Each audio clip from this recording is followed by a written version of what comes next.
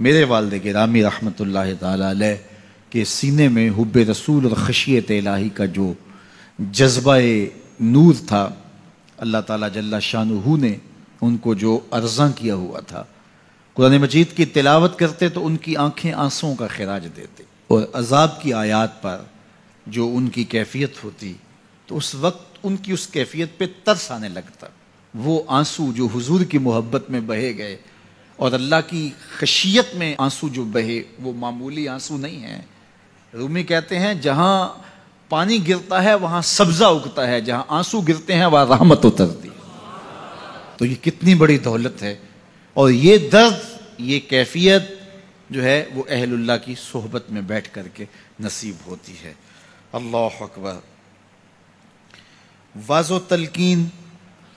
ساری زندگی کا اڑنا بچھونا تھا، اور واز و تلقین میں اثر پذیری اپنے عمل کے نتیجے میں ہوتی ہے۔ انہوں نے اس قدر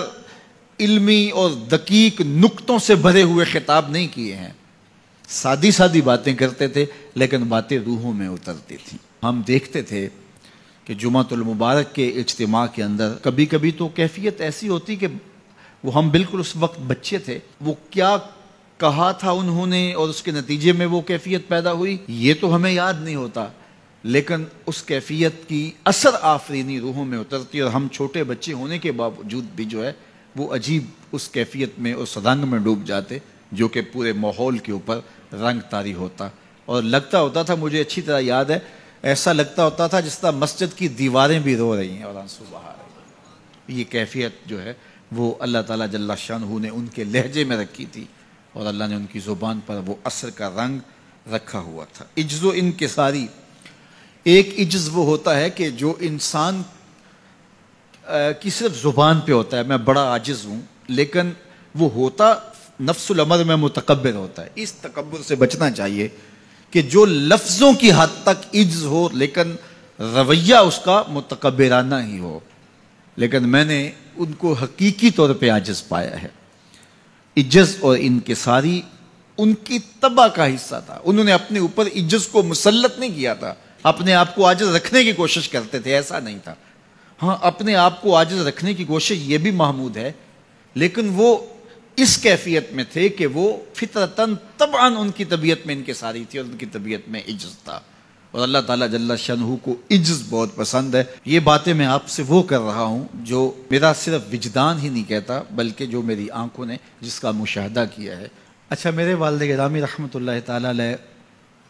اللہ سے بہت زیادہ ڈرنے والے تھے۔ وہ ہمیں بار بار اس بات کی تاکید کرتے تھے کہ میری قبر پکی نہ بنانا اور کوئی عالی شان مزار نہ بنانا۔ اس بات پہ زور دیتے تھے کہ میرے بعد جو ہے وہ میری کرامات کو نہ بیان کرنا، ایسی گھڑنے کی کوشش بھی نہ کرنا۔ ہم نے اپنے والد گرامی کی قبر تو پکی نہیں بنائی، لیکن ان کے فکر کو پختہ کر کے تھاما ہے۔ ہم نے ان کا عالی شان مزار تو نہیں بنایا، لیکن یہ مرکز مصطفیٰ ان کے مزار نور پر جو کہ کچا ہے، رحمتوں کے نزول کا سبب اور ذریعہ ہے انشاءاللہ۔ تو قبر کچی ہے لیکن ان کا پیغام پختہ کیا۔ تو یہ بہت تاکید کے ساتھ وہ بات کیا کرتے تھے اور بڑے زور کے ساتھ یہ بات کہتے تھے، اور میں بھی بار بار یہ بات اس لیے بیان کرتا ہوں تاکہ میرے ماننے والوں اور محبت کرنے والوں اور بالخصوص اولاد جو ہے وہ اس فکر کو اچھی طرح سیکھ لے کہ انہوں نے کیا کہا تھا اور اس فکر کو کس طرح پھر اختیار کیا گیا، اور آگے ہم نے اسی فکر پہ گامزن رہنا ہے۔ میں مر کے بھی زندہ ہوں اہل وفا کی محفل میں، میری محفل میں آ میرا مزار نہ پوچھ۔ تو بزرگوں کا ذکر جہاں ہو وہاں رحمتوں کا نزول ہوتا ہے، اور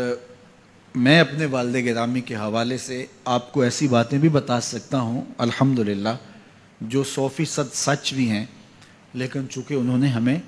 ایسی باتوں کو بیان کرنے سے منع ہی کیا تاکید سے۔ مجھے اچھی طرح یاد ہے کہ میرے والد گرامی بعض اوقات میں درس قرآن سے آتا تھا تو یہ مجھے کہا کرتے تھے کہ لوگوں سے پیسے تو نہیں مانگتے؟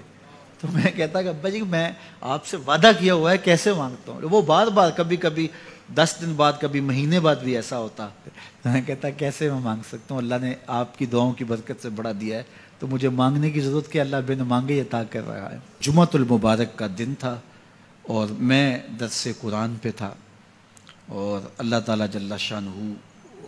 نے ان کو اس حالت میں اس دنیا سے اٹھایا کہ وہ میرے پہ راضی تھے، اور میری ڈیوٹی درس قرآن کی جو انہوں نے لگائی تھی وہ ڈیوٹی دیتے ہوئے اپنی آنکھوں سے انہوں نے مجھے دیکھا تھا، وہ خوش تھے۔ اس مرکز کی پہلی اینٹ انہوں نے رکھی تھی، اور آج یہ مرکز تکمیل کے مراحل کی طرف بڑی تیزی کے ساتھ بڑھ رہا ہے۔ اس وقت جب انہوں نے ہمیں بہت ساری دعائیں دی تھی اور یہاں رونقیں ہوں گی، اتنا کچھ ہوگا، اس وقت ظاہری اسباب نہیں تھے، لیکن ان کی بصیرت کی آنکھ یہ سارے مناظر دیکھ رہی تھی، اور آج یہ ہجوم عاشقاں، یہ محبتوں کا عالم اور یہ پیار کی کیفیت، یہ یقیناً ان کی دعاؤں کا ثمر ہے۔